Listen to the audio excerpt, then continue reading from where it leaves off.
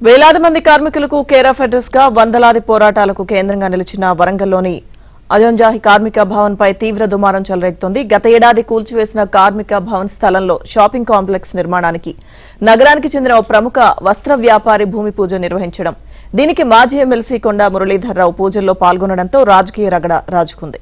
కోట్ల రూపాయల విలువైన కార్మికుల భూమిని కబ్జా చేసేందుకు ప్రయత్నాలు జరుగుతున్నాయని బీఆర్ఎస్, బీజేపీ, వామపక్షాలతో పాటు కార్మిక సంఘాలు నిన్న ఆందోళన నిర్వహించాయి.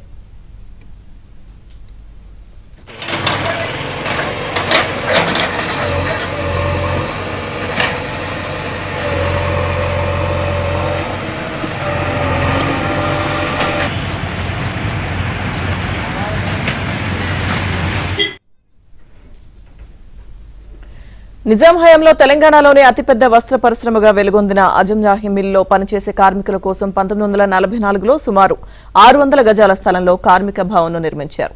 వేలాది మంది కార్మికులు డబ్బులు జమ చేసుకుని ఈ భవన్ను నిర్మించుకున్నారు. అప్పటి నుంచి 2003లో అజంజాహి మిల్లు మూతపడే వరకు ఈ కార్మిక భవనం అనేక ఉద్యమాలకు కేంద్ర బిందువుగా నిలిచింది. మిల్లు మూతపడిన సమయంలో పలువురు కార్మికులు వీఆర్ఎస్ తీసుకున్నారు. వృద్ధులైన కొందరు మృతి చెందగా మరికొందరు ఉపాధి కోసం వలసబాట పట్టారు. నగరంలో ఈ ప్రాంతంలో చిన్న పిల్లగాడిని అడిగినా ఇది అజంజాహి మిల్ కార్మికుల భవనం అని చెప్తారు.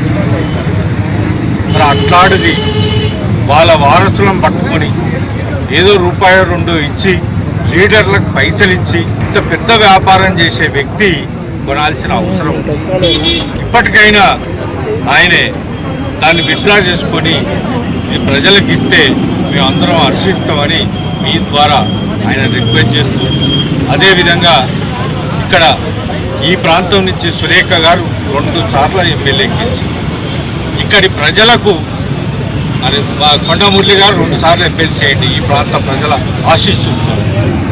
మరి వాళ్ళకే సున్నం పెట్టే ప్రయత్నం చేస్తే ఎంతవరకు సంబంధం? వాళ్ళకి ఇంత మంచి చేయాలి తప్ప ఒక నాయకునిగా ఉండి ఒక గుండాలను, పోలీసు వాళ్ళను పట్టుకొని వచ్చి, ప్రజాప్రతినిధులను పట్టుకొని వచ్చి కొబ్బరికాయ కొట్టి ఇది కులగొట్టించి కట్టించుడు ఎంతవరకు సమంజసమని వరంగల్ ప్రజల తరఫున